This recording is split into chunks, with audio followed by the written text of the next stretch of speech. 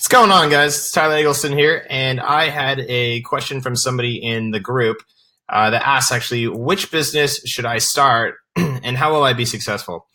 And so I made a quick video, or I want to make a quick video on this, just so you guys can kind of have a cheat sheet of what to do if you're thinking about starting a new business.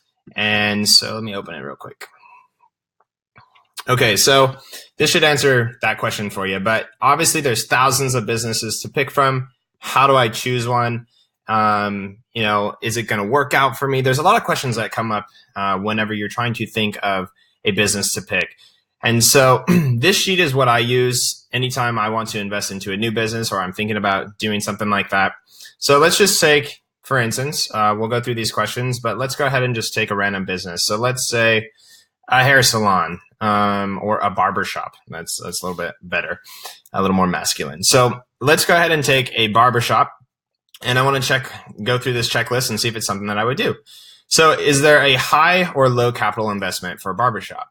Well, I don't know too much about a barber shop, so I would probably need to call a couple of my friends that are barbers and kind of, do a little research. But from what I know, you do need to have a brick and mortar shop, right? So that right there could definitely cost to get up and going, maybe $10,000, $20,000. I'm not 100% sure on it just because I've never done that, but that is my guess. High or low ROI. So high or low return on investment depends. Am I going into business by myself, or am I going to hire other people so that they can work and I can make money off of them as well? How much time will it take up in my day? So am I creating another job for me? So am I looking to do a business that is going to just have more fulfillment for me, or am I looking to start a business that is going to have more longevity where I can have more time and money together? So if I was going to start a barbershop, the cool thing about it is, yes, I'm probably going to have to be the one working there. But over time, maybe I start hiring more people as my clientele gets up, and then I can start to obviously not franchise it, but open up other areas in different cities. And that would work out great. So as far as it being scalable, right there, just answered the question. Yes, it's scalable. What is the risk and the reward? So the risk is, how much capital is it going to take? How much time is it going to take? And what is my reward? So am I looking at making $500 a month, $1,000 a month, $5,000 a month? I really don't know until I do that research. So that's something that I would need to do a little bit more research on. Do I have the resources? Right now, no, I don't. I have no resources. So that would be something that I would need to look into. Do I already own clippers? Do I own scissors? Do I own razors? Do I have hair products? Do I have, like a stand to hold all my equipment? No, I probably don't. So I'm going to have to look into, how much basically, I don't know what I'm trying to say, but basically what I'm trying to say is, do I have all the tools that I need? Okay. As far as support, will anybody help me? So do I know anybody in the barber industry that might lend me a hand my first month? Potentially, possibly. Will they be willing to help me? I don't know. So that's a question that I need to see if I can get answered. Am I solving a problem? I guess if you own a barbershop, yeah, you are solving a problem. You're cutting people's hair, and it's something that generally needs to be done once a month. So I would say, yeah, you're solving a problem.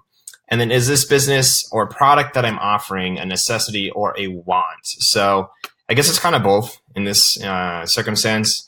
Like, you don't have to cut your hair, but you're going to look stupid probably if you don't cut your hair at the same point. Nothing bad with long hair, but at the same point in time, most of us that are guys do get our haircuts at least once a month. And then, can I succeed quickly? And I would say yes. So for this one, I definitely think you can. Obviously, since it's a brick and mortar, it's going to be more about location. How are your Yelp reviews doing? And just smaller things like that. So I definitely would say, yeah, you could probably succeed quickly. So let's go ahead and let's take another business. So let's talk about like a multi-level marketing business. I like multi-level marketing and I hate multi-level marketing. And so I have this love-hate relationship for them. Most of them, the reason I do not like them is because sure, it's low starting, but it takes up so much time, and the amount of time that it takes versus the compensation that I would get paid or that you would get paid for your work, I don't feel is fair. So let's go ahead and go through. Let's say it's the best multi-level marketing company in the world. Okay. So is it a high or low capital investment? Usually they are pretty low. I would say, most on average are around $500 to start, and you can find some that are $100. So that's a cool thing about MLM is it is a plan B, or it's just another side option that doesn't take up, a lot of money to start. So high or low ROI? This is going to be an easy question to answer. It's very low ROI until you get to a certain point where you've helped, enough people and obviously build yourself up that ladder. So lower ROI, which is return on investment. And then how much time is it going to take up in my day? A lot. Anybody that tells you an MLM isn't going to take up very much time, they're lying to you, or you're not going to make any money. So is it scalable? Absolutely. It totally is scalable. What is the risk and the reward? Well, the risk is, am I going to be able to pay my bills this month, right? The reward is, how quickly can I do it in order to kind of, get my return on my money. But at the end of the day, what did I lose? Maybe $500. It's not that big of a deal. You're going to still live. Okay. Do I have the resources? That is generally, you should have your resources. You might not know how to sell anything, so that's going to be kind of different. But as far as, having manuscripts or flyers or promotional items, most MLMs do provide that for you when you sign up. It's like a starter kit or whatever the case may be. They usually have something for you. And the support generally is good. However, in MLM, depending on the structure, sometimes there is somebody that is ranked up higher than you, and, they get cut off in a line. And now they no longer want to help out that leg of business just because they need to start working on other legs of business. So generally, though, the support system in multi-level marketing is fairly good, but I have had a time where, it wasn't so good. So, and am I solving a problem? So that just depends. I mean, if you're a vitamin supplement business, not really, right? If you are selling maybe, I don't know, Dish or DirecTV, right? Something simple like that. Are you solving a problem? Unless you have maybe like 50% off on it or something like that, then maybe you're solving a problem. But for the most case, that's going to really be what would get me into the MLM or not. Would just, am I solving a problem? That's huge. If I'm not solving a problem, forget it. That business sucks. So is this business is this business or product that I'm offering solving a necessity or a want? And so that kind of goes back to obviously this question here. But let's jump into the next one. Can I succeed quickly? Yeah, I think you can. That one's, it just depends. It really depends on that business. So MLM is kind of really tough to do. But if you go through this sheet with the certain MLM that you are interested in, go ahead and check out these ones, and that would kind of give you a yes or no at the end. Okay, another one. How about a franchise business? And I'm going to use a Jimmy John's business. Why? Because my mother-in-law owns one. So let's go ahead and go over this. So high or low capital investment? Very high. I mean, we're talking $500,000 to $1 million. Very expensive, right? But at the same point in time, their stores do very, very good. So on a high or low ROI, you're going to have a low ROI for your first few years. But any business, honestly, that's brick and mortar or a franchise or something like that, turnaround is sometimes around 5 years. Sometimes, it'll take quite a bit of time before you're actually going to have a really high return on your investment. So these kind of businesses like franchises, whether, it's a McDonald's, Taco Bell, Jimmy John's, Subway, you name it, they're going to be more of a longer term ROI. It's going to take a little bit longer before you get that higher ROI. So how much time is it going to take up in my day? Well, if you're just starting, it's probably going to take more than 12 hours a day just to get started. To be honest, you're going to be working that thing like crazy, especially the first few months. Once it gets up and going, then you have employees that can come in, and then it won't take up so much of your day. So is it scalable? Depending on the franchise that you get into, yes, potentially, but a lot of them want to make sure that you can handle one franchise before you get into multiple franchises. So it is scalable. I have a friend of mine who owns more than 30 Little Caesars pizzas. He started with one, and franchises are very cool. Risk and reward. So the risk, huge risk when it comes to capital investment. I mean, when anything that's, over 10 grand, you're potentially having a pretty dang big risk if it's your first business. And so you're really, really going to want to invest a ton of time and actually a lot of research and making sure that that business is going to do what you want. Do you have the resources? Most franchises do have the resources for you. You'll have to fly out potentially to some of them, like Jimmy John's will make you fly back to Chicago.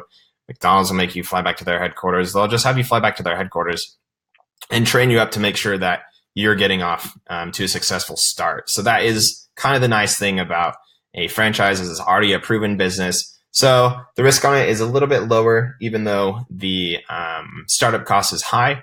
It's a little safer, and that's why a lot of people will generally do that.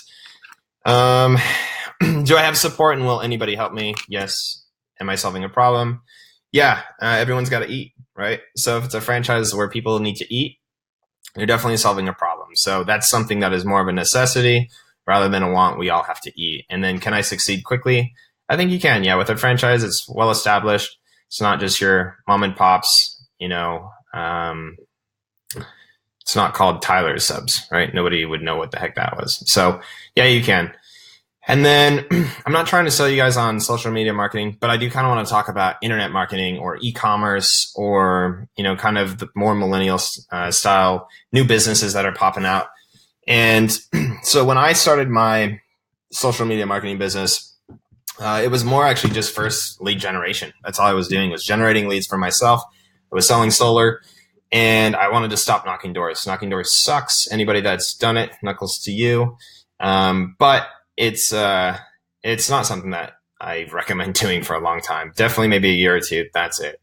So high or low capital investment for e-commerce or social media marketing. Very low. You can start e-commerce actually probably with $500. Social media marketing, probably double that. So you're looking at $1,000. But $1,000 to start a business, that's pretty crazy to think that you can do that. Unless you're doing like a lemonade stand or something like that, that's not really going to bring in much money. But as far as starting a business with low capital with crazy high ROI, honestly, it's one of the best businesses in my opinion. High or low ROI, very high once you know what you are doing. Your first month, probably pretty low, because you guys are going to have to test a lot of ads, do things you're not used to doing. And it's going to make you uncomfortable because you're going to be spending money and losing a little bit of money. So that's going to happen. But in the long run, very, very high ROI. And when I say in long run, I'm talking like 2 months. So it's actually not long at all. And then how much time will it take up in my day? Well, to get started, it depends. E-commerce, you could do pretty quick. I mean, it takes about a day to probably set up your page. You got to wait on some graphics to come back. So I would say maybe a week tops. Okay. To kind of get everything going. Then after that, you're going to be looking at, 4 or 5 hours a day, depending how many orders that need to be fulfilled or whatever the case may be. So shouldn't take up too much time. It's actually a great plan B. And then once that starts making more money, you can obviously invest more time into it. Is it scalable? Absolutely. The average person goes on Facebook more than 10 times a day. So as far as, Facebook ads, YouTube ads, Instagram ads, there's all kinds of scalabilities with online marketing. Okay, risk and reward. The risk, not very high, right? Maybe it's more of an internal thing. And I think, for a lot of people, their mind is their enemy when they first try to start an online marketing company or e-commerce business, just because there's new things like coding and, creating ads and actually having to sell something. So the risk is more time. It's going to take time. Are you going to lose a lot of money if it fails? No, you're not. So this is awesome. The risk and reward, the reward could be millions of dollars. I mean, I have some other friends that are doing social media stuff, and they're multimillionaires within 2-3 years. It's definitely possible. So do I have the resources? Yeah, you can get the resources. There's a ton of online courses that you can buy, or you can read a bunch of books based upon it. There's free YouTube videos. There's tons of different resources that you can get. And will you have support? And will anybody help you? Probably not. You're probably not going to have the support. I had to do everything on my own because nobody was doing what I was doing at the time. Now I have a course that will have support. So if you guys do want to take the course, I'll have a link below this video. You guys can go ahead and purchase that course. But and there is support with that. So I would be helping you out. So that's cool. But as far as, just looking up YouTube videos, it's pretty much going to be on you. Are you solving a problem? It depends. Are you just, a drop shipping store? Are you selling t-shirts? I mean, yes, people need to wear clothes, but when you're broke, that's probably the last thing you're going to go buy is some clothes. So food is more of a necessity. Obviously, we have to eat, and just, I don't know. There's a ton of different ones. So as far as what you're offering, if you have a really good want, that's going to be great. Obviously, a necessity is number one, but after that, a want, it needs to be a really, really good want. So I would just make sure that what you're selling is maybe, for instance, if you're doing an online t-shirt store, back when, let's see, when the election was going on, dude, Trump t-shirts were going hot. Hillary Clinton t-shirts were going crazy. Right now, cryptocurrency is kind of a hot trend. So you kind of need to follow the hot trends in that kind of a business and always be changing it up. So, and can you succeed quickly? Heck yes, so quickly. So this is actually one of the fastest businesses, in my opinion. I do think that on Shopify and with e-commerce, it is kind of getting more competitive just because it's what a lot of online marketers sell, is they sell an e-commerce course. So yeah, it's getting a lot more competitive, but can you still succeed? Yeah, you can. It's just going to be, there's a little bit more competition right now. So as far as internet marketing goes, though, or having a social media marketing company, man, I think that right there in 2018 is going to be crazy because there's so many businesses right now that have low ROI. Okay. So they have low ROI and they need more customers. They need more products. The economy is starting to boom. So now actually businesses are starting to have more money than they were used to spending. So this is a great time to start to get a few clients and then go ahead. And obviously, as you start scaling, there won't be a problem with them paying you more money because obviously you are helping their business grow. So I love, love, love social media marketing. And the other thing that I like is how much time does it take up in my day? Not very much, to be honest. Not anymore. When I first started, I mean, I didn't go out. I didn't hang out with friends. I had to change my habits. But that's just going to happen with any business that you do. I mean, when you start a business, you are making a switch. You are making a change. And if you don't, then the chance of your business being successful are actually going to be pretty low. So anyways, that kind of caps up. I just wanted to give you guys a little cheat sheet. So this is my checklist that I look for when I'm starting or investing in a business. If you guys have any questions, awesome. Make sure to go ahead and subscribe on that button, and then go ahead and hit the like button for me, and that would be awesome. So, all right, hope you guys have a good day. That was it.